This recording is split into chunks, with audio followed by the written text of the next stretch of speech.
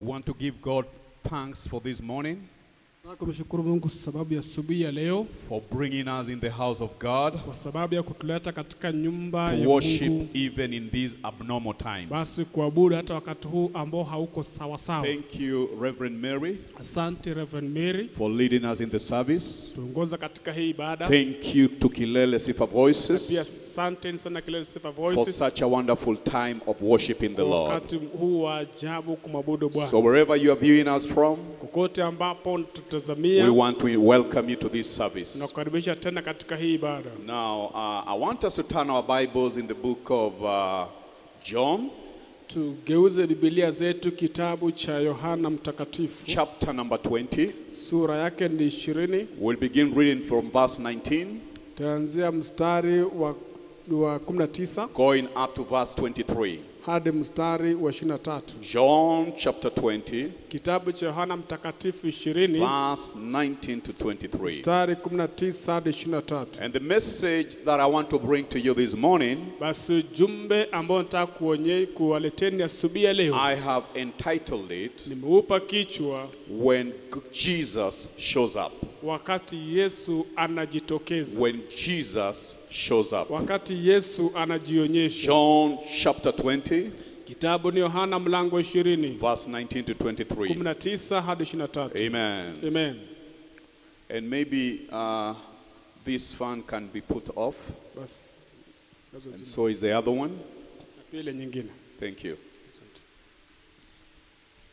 And this is what the Bible says. Bible inasema hivi. On the evening of the first day of the week, when the disciples were together, with the doors locked for fear of the Jewish leaders, Jesus came and stood among them and said, Peace be with you. Ikawa jioni siku ile ya kwanza juma, pale walipokuwepo wanafunzi, milango imefungwa kwa hofu ya Wayahudi, akaja Yesu akasimama katikati akawaambia, amani iwe kwenu. After he said this, he showed them his hands and side. The disciples were overjoyed when they saw the Lord. Naye akisha kusema hayo akawaonyesha mikono yake na ubavu wake, basi wale wanafunzi wakafurahi walipomwona Bwana. Again Jesus said, Peace be with you. As the Father has sent me, I am sending you. Basi Yesu akawaambia tena, amani iwe kwenu, kama Baba alivyonituma mimi nami nimewapeleka nyinyi. And with that he breathed on them and said, Receive the Holy Spirit. Naye akisha kusema hayo akawavuvia, akawaambia, pokeeni Roho Mtakatifu. If you forgive anyone's sins, their sins are forgiven. If you do not forgive them, they are not forgiven. Wote mtakaoondolea dhambi wameondolewa, na wote mtakaowafungua dhambi wamefungiwa. May the Lord bless his holy word. Bwana alibariki neno lake. I want to begin by declaring and saying, Nataka kuanza kwa kutamka na kusema, we are living in very difficult times. tunaishi wakati ambapo kuna ugumu mwingi sana. Very abnormal days. Wakati ambao si wa kawaida. And we all know why we are living in abnormal days. So tunajua ni kwa nini tunaishi wakati kama huu. Because of the coronavirus Sababu ya virusi vya corona that has ravaged nations, ambavyo vimeharibu mataifa, touched the superpowers, meguza mataifa makubwa and makubwa, every country on this earth.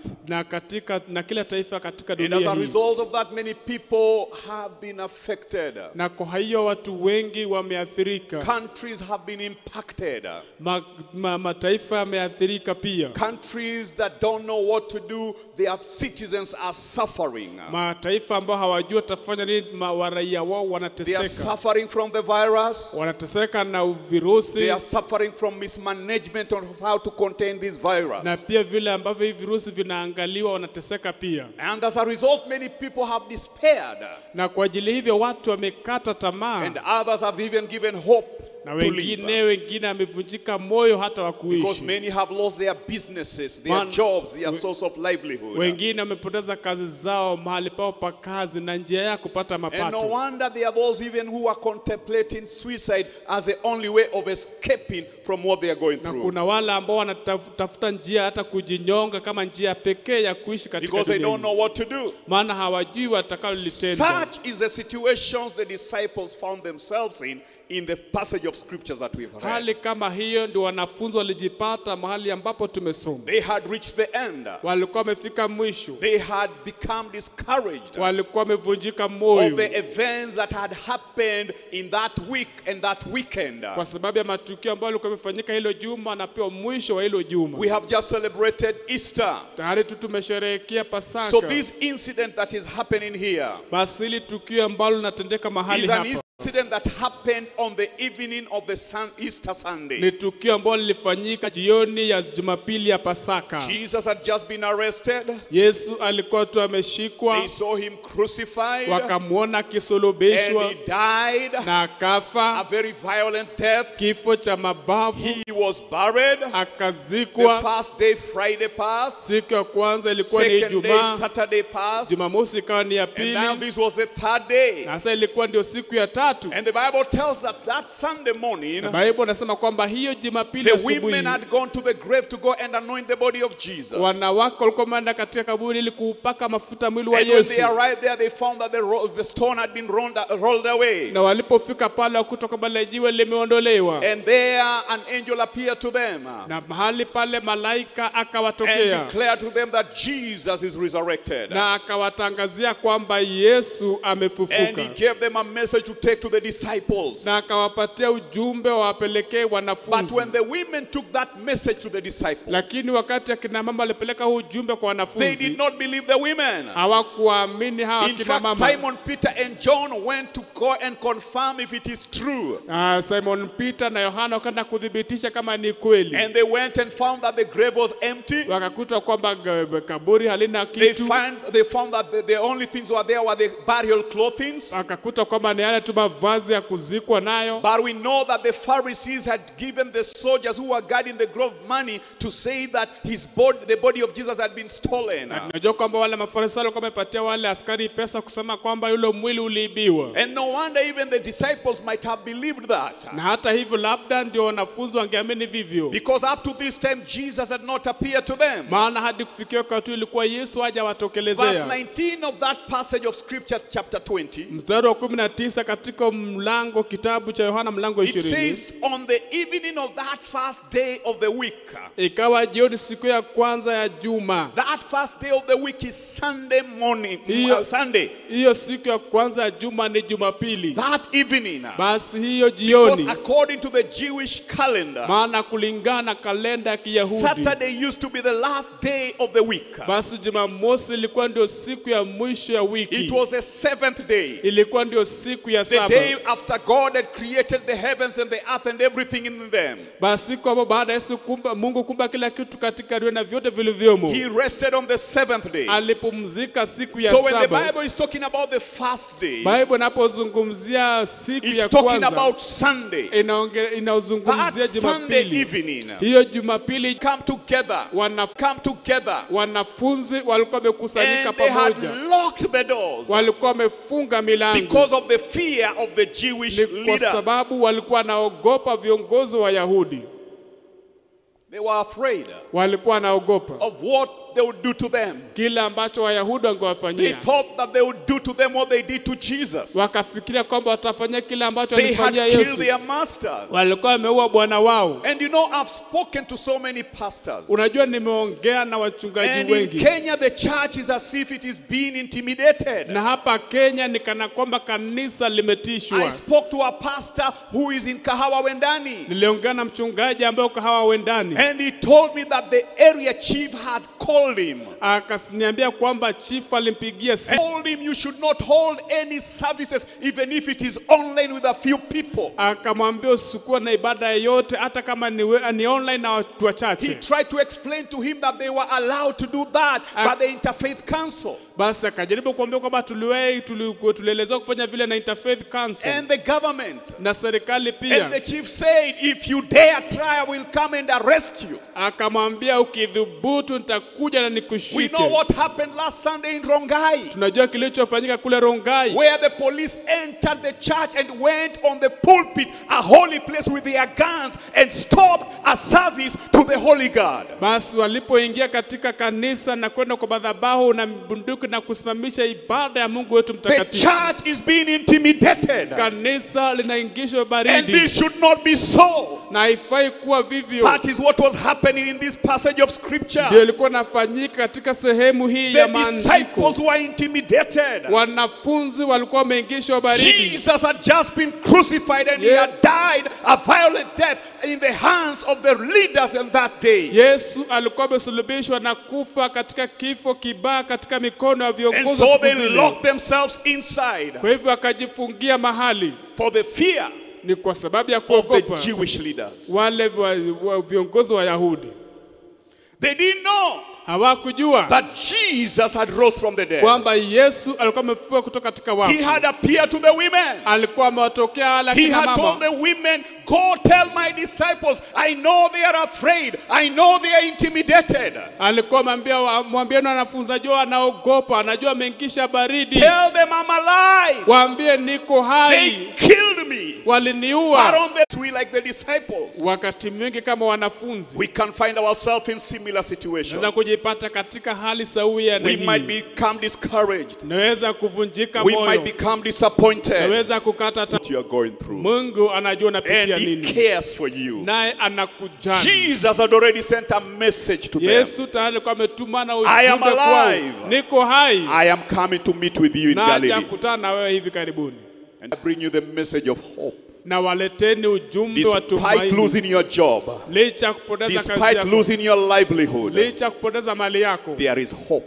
Kuna tumaini. 2 Sundays ago, I spoke about Jane Mwehaki, Basi Jumapili mbili zilizopita niliongea kuhusu Jane a Mwehaki. woman who had lost hope for living. Basi mama alikuwa amepoteza 10,000. I'm happy to announce Niko hapa kutangaza from Monday, kutoka Jumatatu Jane Mwehaki Jane Mwehaki has been selling her wares amekuwa akiuza mali yake and she's been feeding her child. na amekuwa akilisha watoto wake. There is hope Kuna tumaini for the hopeless. kwa wale ambao hawana tumaini. Another woman in Mwea, Mama mwingine kule Mwea she also talked to me. aliongea na She mimi. told me I've been chased out of my house Kaniambia nimefukuzwa kwa because nyumba I could yangu. not afford the rent. Maana singemudu I ile have a rent. child. Nina My mtoto. husband is in the matatu business. Mume wangu katika biashara ya matatu. He cannot come to Nairobi because of the lockdown. Hawezi kuja Nairobi kwa ajili ya lockdown. Now he has abandoned me. Sasa ameniacha. I asked her, what do you think you can do? Kamuuliza unataka kufanya nini? And she told me, Kaniambia I only need 1 crate of tomatoes. nahitaji kreti moja ya nyanya. And I'll take care of the rest. Na nitashughulikia ile mengine. A friend of mine on Facebook Rafiki yangu kwa Facebook saw the story. akaona ile hadithi. I don't know him, Simjui but he was touched. lakini akaguzwa. He's called Sam. Anaitwa Sam. A young man Kijana mdogo. told me, Pastor, Kaniambia mchungaji, I want to help this lady. nataka kusaidia huyu. Is her number. Nikampatia namba yake. I'm happy to announce Kwa hapa kutangaza Sam gave this Joyce Karemi 10,000 alimpatia Joyce Karemi to begin a 10,000 tomato D business kuanza biashara ya and to pay nyanya rent for her na house. kulipa rent ya nyumba There yake. is hope Kuna tumaini even in the midst of corona. hata miongoni mwa corona.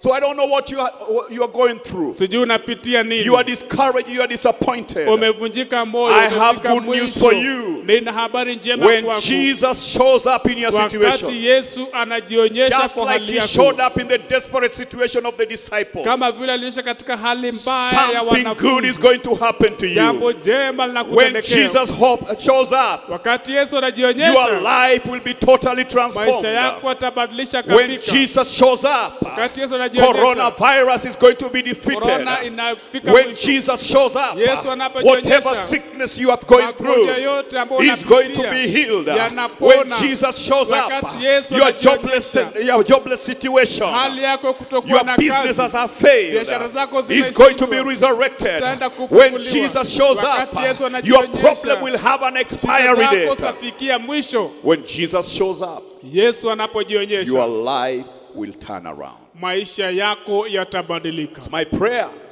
Ombi ni langu, as you listen to this message, unapousikiza you will lift up your eyes to Jesus. utamwinulia And Yesu you will macho tell yako, Jesus, na utaambia Yesu, show up in my life. jionyeshe Show kwa maisha up in yangu, my family. jionyeshe kwa Show familia up yangu, in my business. jionyeshe kwa I biashara need you, yangu, na Jesus. kuhitaji Yesu, Because we don't have any other hope. maana hatuna tumaini lingine. When does Jesus show up? Yesu anajionyesha wakati When does upi? Jesus show up? Yesu anajionyesha wakati Number upi? one, Wakati he fulani. shows up when things seem hopeless. Anajionyesha wakati hakuna tumaini, When there is no hope. mahali hakuna tumaini. The disciples had reached the end of things. Wanafunzi walikuwa wamefikia mwisho wa mambo. There comes a time in your life Unafikia wakati katika maisha when you yako, reach the end wakati unafika and mwisho there is no hopeless. na hakuna You tumaini. have so many questions. Uko na You maswali don't know how to mengi, answer them. haujui jinsi ya All kuyajibu. that you are thinking about Mambo yote ambayo unafikiria, is what is going to happen next. je, But kitakachofanyika I'm here to baadaye announce to ni you, niko hapa kutangazia, do not let your hopelessness usikubali ile hali yako kutokuwa become na your tumaini end. kufikia mwisho. There is hope in Jesus. Kuna matumaini Put ndani ya your Yesu. trust in Jesus. Weka matumaini yako The ndani Bible ya says in Yesu. Psalm number 30 Biblia inasema kitabu cha Zaburi and 30 verse number 5, na mstari wa 5, weeping may endure for a night, kulia kunaweza kuwa usiku but kucha, joy comes in the morning. lakini kufurahi na kuja You asubuhi. might be weeping now, Unaweza kuwa unalia saa but joy hii, is about to come in the lakini morning. furahi na kuja As the asubuhi. old saying says, Kama vile it is nasema, always darkest basi kunakuwa na giza sana just before the dawn comes. kabla asubuhi ifikie.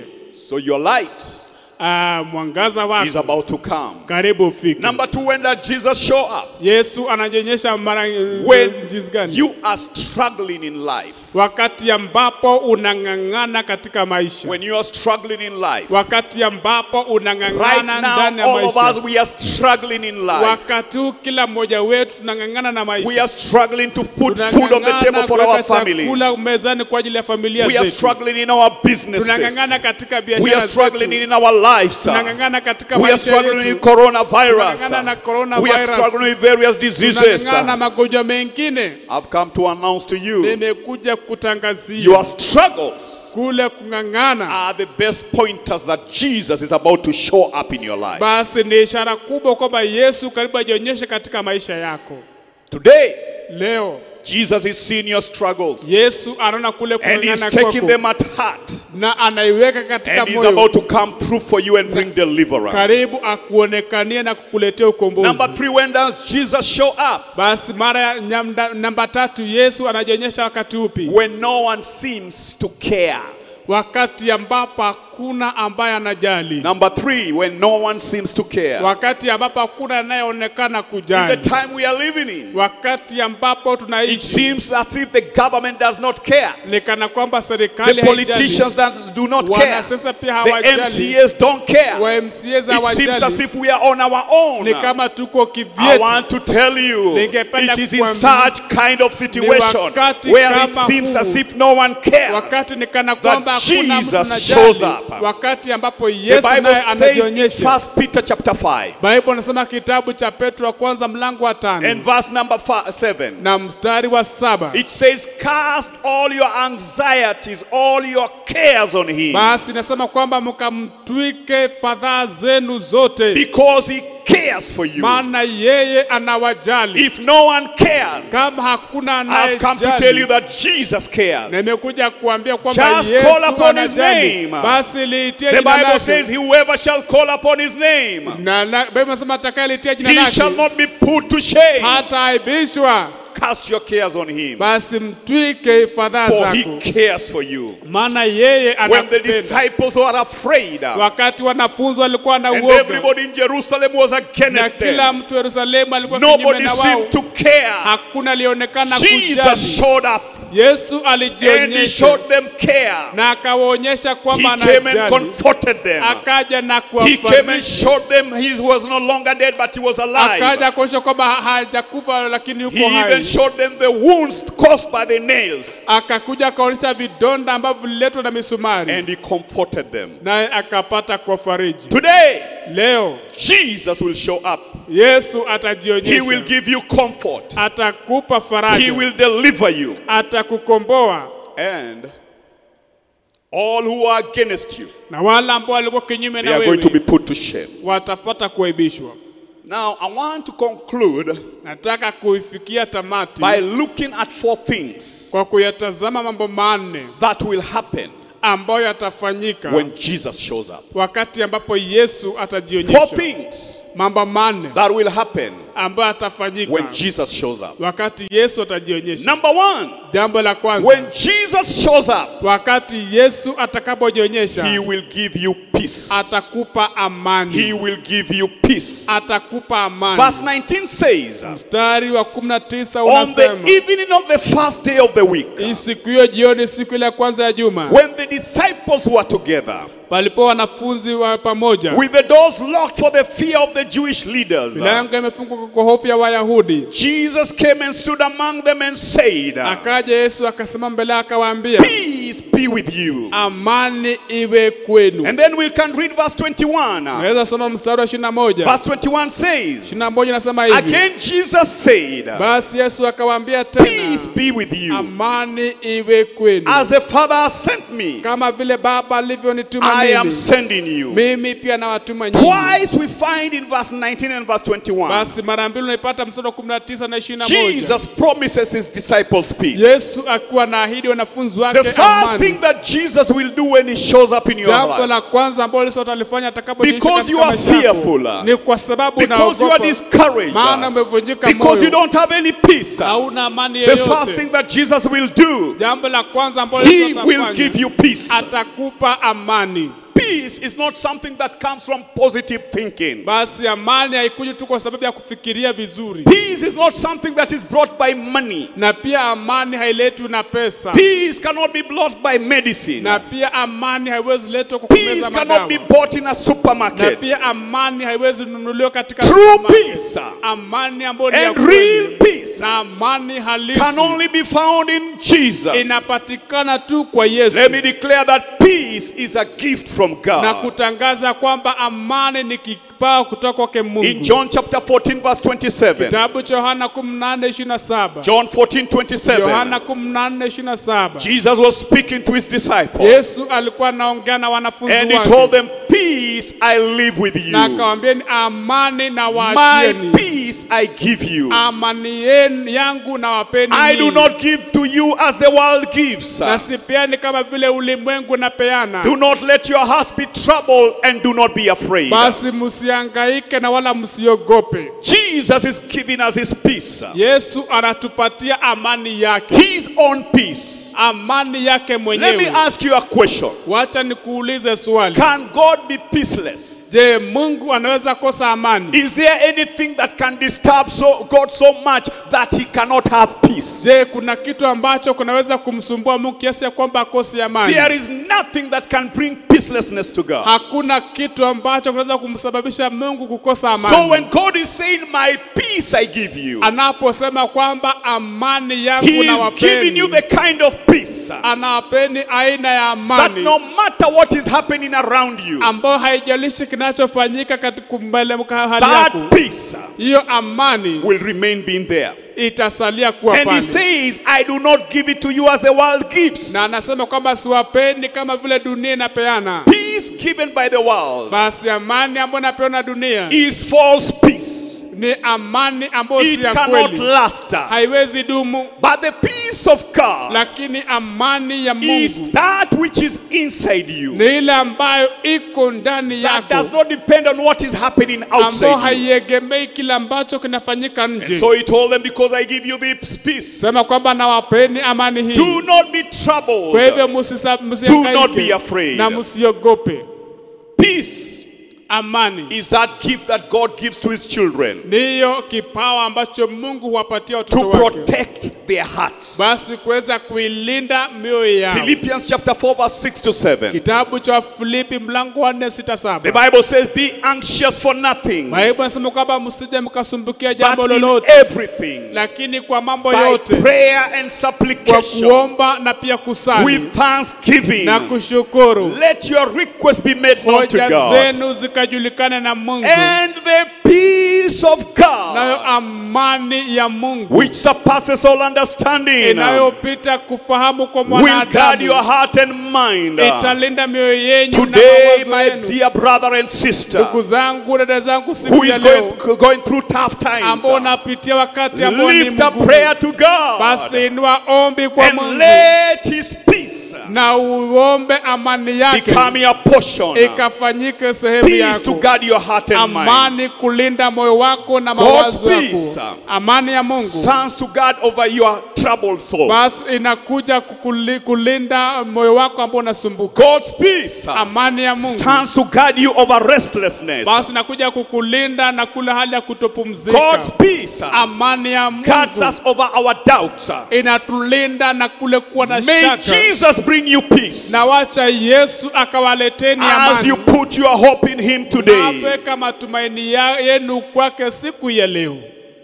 Number 2, Jambo la pili, what will happen when Jesus shows up? kitakachofanyika wakati Yesu He atakapojionyesha, will give you a new perspective of life. atakupa mtazamo mpya wa maisha. A new perspective of life. Mtazamo mpya wa maisha. Verse 20 says, Mstari wa 20 unasema, He showed them His hands. akawaonyesha mikono He yake, showed them His side. akawaonyesha ubavu wake. Then the disciples were glad that they saw the Lord. Wanafunzi wakafurahia kwamba wamemwona Bwana. The disciples that were discouraged. Wanafunzi ambao walikuwa wamevunjika The moyo. disciples that were locked up in a room Wa- because they were afraid. Wanafunzi ambao wamejifungia katika chumba When kwa sababu ya Jesus showed uoga. up, Wakati Yesu He alijionyesha, showed them His hands. akawaonyesha mikono He yake, showed them His side. akawaonyesha He ubavu wake. was telling them, Alikuwa it anawaambia, is I ni mimi who was killed. ambaye alikuwa It is ameuliwa, ni I mimi who suffered on the cross. aliyeteseka It msalabani, is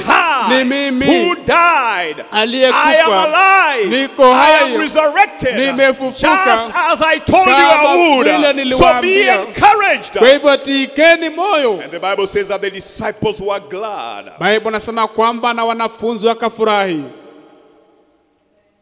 Listen, Sikiliza, this act of Jesus appearing to them hili tendo la Yesu kuwatokea and showing them His hands, His wounded hands, na kuonyesha mikono yake ilikuwa na imetobolewa, proving to them it was Him who had suffered, kuwadhibitishia kwamba ni yeye alikuwa ameteseka, changed their perspective of life. basi ilibadilisha mtazamo wao wa maisha. Immediately after His death, Punde tu baada ya kifo chake, they were discouraged. walikuwa wamevunjika They were moyo, downcasted. walikuwa mioyo They iko saw no chini, hope. walikuwa wamepoteza But after tumaini. Jesus appeared to them, Lakini baada ya Yesu their kuwatokea, life was renewed. maisha yao yakafanywa Their upya, countenance was lifted up. basi sura yao And they ikabadilishwa were glad. na wakawa na furaha. You may think you've reached the end. Unaweza fikiria kwamba umefika You mwisho, might be wanting to give up in taka life labda kukata tamaa katika because of what maisha you are passing through. kwa sababu ya kile ambacho But unapitia. today, Lakini siku ya let me leo, tell you, wacha when nikwambie, Jesus shows up in your life, Yesu atakapojionyesha katika you will maisha have a new yako,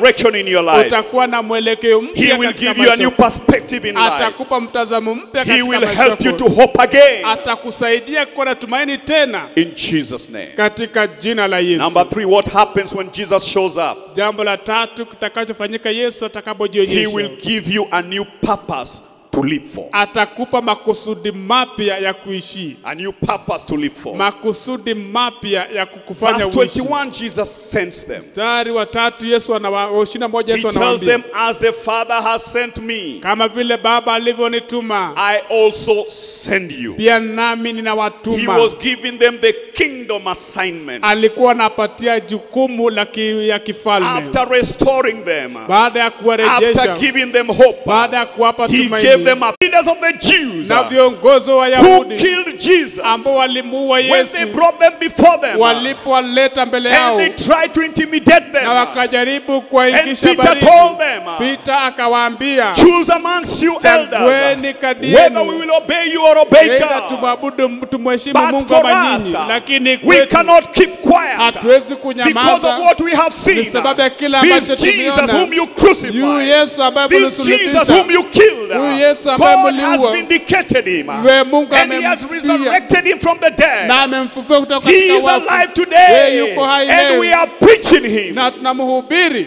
when the elders and the leaders of the Jews saw wale wazee na wale viongozi when they walipoona, saw the boldness, walipoona ule ujasiri, they noted and said, wakajua na kusema, these people, hawa watu even though they are not schooled, ingawaja hawajaenda shule, they are different hawa ni tofauti, because they've been with Jesus. ni kwa sababu wamekuwa na Yesu. Jesus gave them a new purpose. Yesu akawapa makusudi mapya. Let me announce here today, Wacha nitangaze hapa, after Corona, baada ya corona, because Corona will end, maana corona itaisha, the church will rise up again kanisa litainuka tena like you've never seen it kama before. vile hujawahi kuona. God is allowing the church Mungu analiruhusu to kanisa know that there are people who are in authority walijua kwamba kuna watu ambao wako who mamlakani would like to make sure that the church does not worship freely. ambao hawangelipenda, ambao watakisha kwamba kanisa halijaabudu katika hali ya And uhuru. right now the excuse is Corona. Na sasa hivi kijisababu ni corona. But Corona will end. Lakini corona itafika And when mwisho. Corona ends, Na corona itakapoisha, get ready to a powerful church. Imagine. basi kuwa tayari kwa kanisa kubwa litakapoinuka. Get ready for a church that is going to be involved in the affairs of this nation. Basi kuwa tayari kwa kanisa ambalo litahusika katika masuala ya uongozi wa taifa hili. Get ready for a church that will speak against corruption in government and in the politicians. Basi kuwa tayari kwa kanisa ambalo litoka kinyume na ufisadi kwa wanasiasa na pia kwa serikali. Get ready for a church that will hold crusades every day and any day. Basi kuwa tayari kwa kanisa ambalo litakuwa na crusade kila siku baada ya nyingine. We are tired of being divided along tribal lines by politicians. Basi tumechoka kugawanywa kwa misingi ya kikabila na We are wanasiasa. tired of the lies of the politicians. Tumechoka na uongo wa wanasiasa. We are tired of being told our place is the pulpit and we just need to pray for government. Basi tumechoka na kuambia kwa mahali petu ndiko madhabahu kwamba tunapaswa We have kuomba realized serikali. that Tumekuja kugundua politics is a dirty game kwamba siasa ni mchezo because dirty mchafu. people are involved in it. Maana watu The wachafu church is wanahusika. about to rise Kanisa karibu and it's liinuke. about to encourage righteous people Karibu liweke watu wenye to haki enter into politics kuingia katika siasa. because the Bible says Maana Bible in nasema the book of Romans kitabu 29 cha Warumi and 29 verse number 2, na mstari wa pili, when the righteous are in authority, wakati wenye haki wako katika then people mamlaka rejoice. watu wanafurahi, But when the wicked rule, lakini wakati waovu the people wanatawala no mourn. watu When wanaomboleza. you want to know if a government is righteous or evil, Ukitaka kujua kama serikali ni ya haki ama ni ovu, look at the citizens. angalia kwa raia. If they are rejoicing, Kama it wanafurahia, means the righteous are ruling. ujua kwamba ni wenye haki If wanatawala. they are mourning, Kama it means wanaomboleza, the wicked are ruling. ujua kwamba ni That's what the waovu Bible wanatawala. says. Ndio maana Bible inasema Proverbs 29 kitabu cha and Mithali verse number 29 na 2. mstari wa When pili, the righteous are in authority, wakati wenye haki wako katika I'm calling mamlaka, upon righteous people in this nation of naita watu wenye Kenya. haki wenye I'm haki calling taifa. upon businessmen who are righteous. Wanabiashara I'm ambao calling wana upon haki. Christians who are righteous. Wakristo ambao ni And you wenye have a haki. call of God to Na go uko into na mwito politics. wa Mungu Don't be katika afraid. siasa, usiogope. We will not allow Hataruhusu dirty people watu to wachafu continue playing politics in kuendelea Kenya. kucheza siasa We Kenya. will not allow Hatakubali. people who divide us among Watu tribal ambao lines wanatufanya to na continue misingi playing ya kabila, politics in kuendelea Kenya. kufanya We siasa want Kenya. righteous people. Tunataka watu wenye We haki. want people who of men and women of integrity Tunataka watu ambao ni uadilifu to lead this nation. kuongoza ili taifa. Just yesterday, Jana tu the Auditor General, yule mkaguzi mkuu wa It hesabu made me serikali angry. ilifanya nikasirika. until when Hadi lini will they continue stealing money from wataendelea Kenyans? kuiba pesa wa Kenya? Until when? Hadi lini?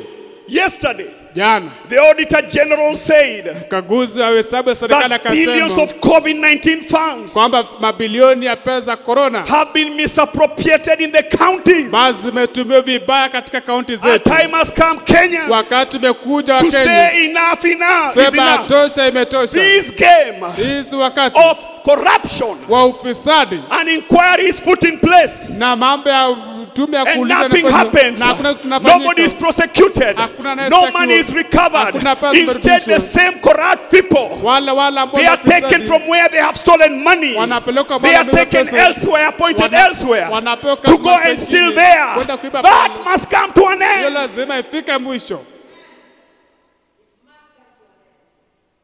Our children watoto wetu, our grandchildren, wajukuu wetu, what will they find in this nation? watapata nini kwa hii taifa?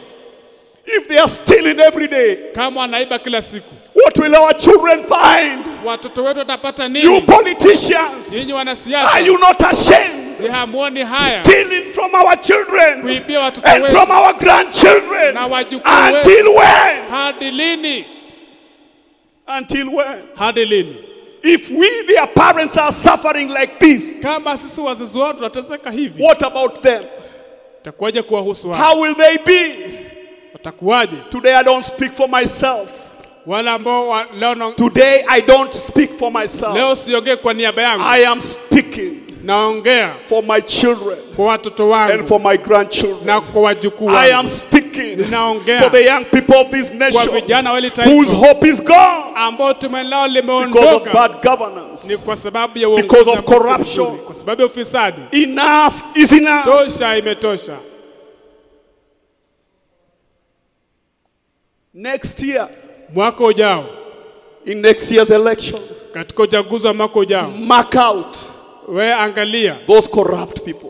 wale ambao ni wafisadi, Don't vote them in. usiwapigie kura, Don't. usiwapigie, Don't. usiwapigie. If anybody is implicated in any corruption deal, Yote ambaye atahusishwa na don't masuala ya vote for kifisadi, them. usimpigie kura, because they will still steal. maana ataendelea kuiba, Because that's what they are used. That's their nature. maana hivyo ndivyo amezoea. Hao ndio When maumbile the yao. righteous are in authority, Wakati wenye haki au katika the people mamlaka, will rejoice. watu watafurahi. But when the wicked rule, Wakati waovu the people wanatawala, will know. watu wanaomboleza. I pray to all believers. Ninaombea waaminio May wote, you receive the new fire from Jesus. mukapokee moto May mpya you be kutoka kwa Yesu. strengthened again in Jesus' Mukatiwe name. nguvu May you tena. receive hope. Pokee I speak to the young tumaini. people of this nation of Naongea na Kenya. vijana wa May taifa you la receive Kenya. hope to live Pokee again. tumaini kuishi tena In Jesus' name. katika jina la Yesu. Finally, number 4. Hatimaye namba 4, What will happen kitakachofanyika ni nini? when Jesus shows up? Yesu atakapojionyesha, He will empower you atakutia nguvu to live a victorious Christian life. kuishi maisha ya ushindi ya Kikristo. He will empower you Atakutia to nguvu live a victorious Christian life. kuishi maisha ya ushindi ya Ukristo. Verse 22 of John 20 says, Basi 22 kitabu cha Yohana mlango 20. and when he had said this, Baada ya kusema hivyo, he breathed on them, akawavuvia, receive the Holy Spirit. akawaambia, pokeeni Roho Mtakatifu. Up to this time, Hadi wakati kama huu, the disciples wanafunzi had not received the Holy Spirit. walikuwa hawajapokea Roho The reason why Mtakatifu, they are weak, sababu walikuwa ni the reason why they wanyonge, were afraid, maana walikuwa is wanaogopa, because they did not have the Holy Spirit. sababu hawakuwa na Roho Remember, Mtakatifu. even Jesus himself, Kumbuka hata Yesu mwenyewe he never started his ministry hakuanza huduma yake until he was baptized in the Holy Spirit. hadi alipobatizwa na Roho The Mtakatifu. Holy Spirit Roho is the Mtakatifu third person of the Godhead. basi ndio mtu wa tatu katika When Mungu wetu. Jesus was leaving the world, Wakati Yesu alipotoka he told duniani, his disciples, akaambia wanafunzi when I wake, go, nitakapoenda the Father will send another one like Baba me, atamtuma mwingine the kama Holy mimi. Spirit, Roho the Mtakatifu, Spirit of truth. Roho wa He ukweli, will be with you atakuwa and he nanyi will be in you. na atakuwa And ndani in yenu. Luke Na 24, kitabu cha Luka Jesus 24, told them, Yesu do not akawaambia, leave Jerusalem msitoke until you Jerusalemu receive power from on hadi high. muone nguvu And in kutoka the book juu. of Acts chapter 1 Kitabu cha Matendo and verse number 8, na mstari wa 8, the Bible says he told them, ikasema you kwamba, shall receive power mutapokea when the nguvu Holy Spirit comes wakati upon Roho you. Mtakatifu In Acts atakaposhuka chapter juu yenu. 2, Kitabu cha on the Matendo day of mlango wa Pentecost, pili, the siku ya Holy Spirit Pentekoste, came upon Roho them Mtakatifu in akashuka juu yao tongues of fire. katika They miale started ya speaking in moto, other tongues, kaanza kunena and kwa they lugha were the mpya. afraid disciples Na wale ambao walikuwa ni wanafunzi stood waoga up, and wakasimama, Peter preached a sermon. na Petro akahubiri ujumbe. 3,000 gave their life to Jesus. Watu 3,000 wakapeana And maisha so kwa the Yesu. church began in power. Kwa hivyo kanisa likaanza kwa nguvu. Listen, Sikiliza, you need the Holy Spirit. unahitaji Roho Mtakatifu. It is the Holy Spirit who will give you the boldness. Roho Mtakatifu atakayekupa It ujasiri, is the Holy Spirit who is going to give you the courage. ndio atakayekupa ule He's ushupavu going to give you the power to live a victorious Christian life. kuishi maisha ya Ukristo ambayo ni ya ushindi. The Holy Spirit gives us power Roho Mtakatifu anatupa nguvu over our weaknesses. juu ya We udhaifu don't wetu. have power by ourselves Hatuna nguvu kwa zetu to live wenyewe a Christian life. kuishi maisha ya But the Kikristo. Holy Spirit, Lakini Roho He is Mtakatifu there to help us even as we pale struggle. kutusaidia tunapozidi kung'ang'ana. Romans chapter 8 verse 26. Kitabu cha Warumi mlango wa 8:26. Romans 8:26. Warumi The 8:26. Bible says, Bible in nasema the same way, katika vile vile the Spirit helps us in our weaknesses. Roho anatusaidia katika udhaifu wetu. We do not know what we ought to pray for. Hatujui jinsi ya kuomba. But the Spirit Himself intercedes for us through wordless ground. Lakini Roho Mtakatifu hutuombea kupitia kuugua ambako It is the Holy Spirit ni Roho who Mtakatifu will give you power to live a victorious Christian life. atakayekupa nguvu kuishi maisha ya You Kikristo. cannot live a victorious Christian life with your own strength. Hawezi ishi maisha ya Kikristo bila na nguvu zako And that's why mwenyewe. Jesus breathed on them. Maana Yesu He aliwapumulia. breathed on them the breath of God. Aliwapumulia pumzi ya Mungu. The same breath that God breathed on Adam. Basi ile pumzi ambayo Mungu And alimpumulia Adam Adamu. became a living soul. Na Abrahamu akafanyika kiumbe Jesus hai. breathed into them. Yesu He aliwapumulia. empowered them. Akawatia nguvu. May you receive the Holy Spirit. Pokea Roho Mtakatifu. He is a gift for you. Yeye ni kipawa The kwenu. Bible says, Bible nasema if you are thirsty for Him, kama unamwonea ask kiu, Jesus. omba He Yesu, will baptize in the Holy Spirit. atakubatiza kwa Roho And you receive Mtakatifu. that power of the Holy Spirit. Na utapokeza nguvu za Roho In Mtakatifu Jesus' name. katika jina la As Yesu. I conclude, Na hapo I tamatisha, don't know what you are going through at this time. sijui unapitia nini wakati kama huu, But today, lakini leo Jesus is about to show up in Yesu your karibu situation. ajionyeshe katika hali yako. And when He shows up, Atakapojionyesha, number one, jambo la kwanza, He will give you peace. atawapa He amani. will give you peace. Atawapa amani. He will give you peace. Atawapa He amani. will give you peace Atawapa over amani your troubled juu life. ya shida zenu. He will give you a new perspective Atawapa mtazamo mpya. so that you can know where you are headed. Please, El- Kilele, I'm calling you up here. Kilele, jioni hapa mbele tafadhali. He will give you a new perspective Atawapa mtazamo mpya so that you can know where you are headed. ili mjue mnaelekea wapi. And number three, Namba 3, He will give you purpose atawapa makusudi so that you can live a meaningful Christian life. ili uishi maisha ambayo yako na maana. You will have purpose. Utakuwa na makusudi. And finally, Na hatimaye He will give you the power to live a victorious life. atakupatia nguvu kuishi maisha ya ushindi. May the Lord bless you. Bwana awabariki You might sana. be there, you are watching me, Uko pale labda and you're unanitazama. saying, Pastor, Nasema mchungaji, I need Jesus na muhitaji Yesu to show up in my life. kujionyesha katika maisha yangu. I am hopeless. Ni sina tumaini. I need Jesus. Na muhitaji Yesu. So if you're there, you're saying that, Kama uko pale unasema I would hivyo, like to pray with you. naenda kuomba na wewe. Just close your eyes.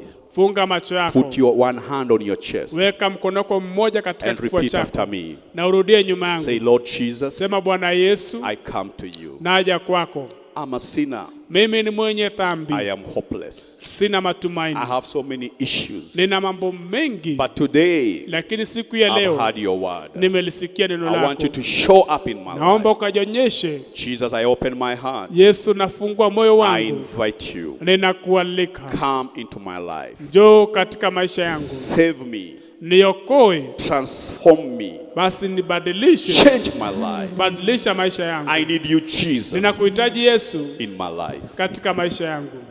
From today, Kutoka siku ya I leo will live for you. ninaenda kuishi kwa I ajili thank yako. you, Jesus. Ninakushukuru Yesu. In Jesus' name I pray. Katika jina la Yesu tumeomba. Amen. Amen. I want to pray for you now. Nataka kukuombea sasa. Heavenly Father, Baba uliye I juu thank you mbinguni, for everybody na kushukuru kwa kila who has mmoja listened to this ambaye message. amesikiza huu ujumbe, That Jesus, you will show up in their kwamba life. Yesu utajionyesha. Whatever they are going through, Lord, Chochote ambacho anapitia Bwana, give them your peace. wape amani yako. Whatever, Lord, they are passing through, Mambo yote ambayo give them a anapitia, new perspective wape mtazamo mpya, so that they can know the direction they are to ili take. wakajua mwelekeo ambao Give them wanahitaji. purpose Wape so makusudi, they can have reason to live again. wawe na sababu ya kuishi tena. Father, Baba, may you fill them with your Holy Spirit, ukawajaze kwa Roho that they may Mtakatifu, become powerful. wakawe na They may nguvu, live a victorious Christian life. wataishi maisha ya Kristo ambayo ni I ya thank you, Father, Ninakushukuru Baba, and I honor you. na ninakuheshimu. In Jesus' name I pray. Katika jina la Yesu nimeomba. And everybody say, Kila mmoja aseme Amen. amen. If you've prayed that prayer, Kama umeomba ile your life ombi, will never be the same again. maisha yako hatakuwa vile God tena. bless you. Bwana akubariki. Have a wonderful week. Uwe na wiki ya You nguvu. can get in touch with us Unaweza kutupata through our Facebook page, kupitia katika page yetu ya Facebook or even in our YouTube page, ama page yetu ya YouTube. and we are going to talk Naenda kuongea and encourage you more. na kukutia moyo. God bless you. Bwana akubariki. Have a powerful week, Uwe na wiki ya nguvu. and let's meet on Sunday again. Tukutane Jumapili tena. Same time, Wakati ule ule. same channel. Mtandao God ule bless ule. you so much. Bwana akubariki sana. Kilele, Kilele. you can take over now. Naweza chukulia God bless sasa. Bwana abariki sana.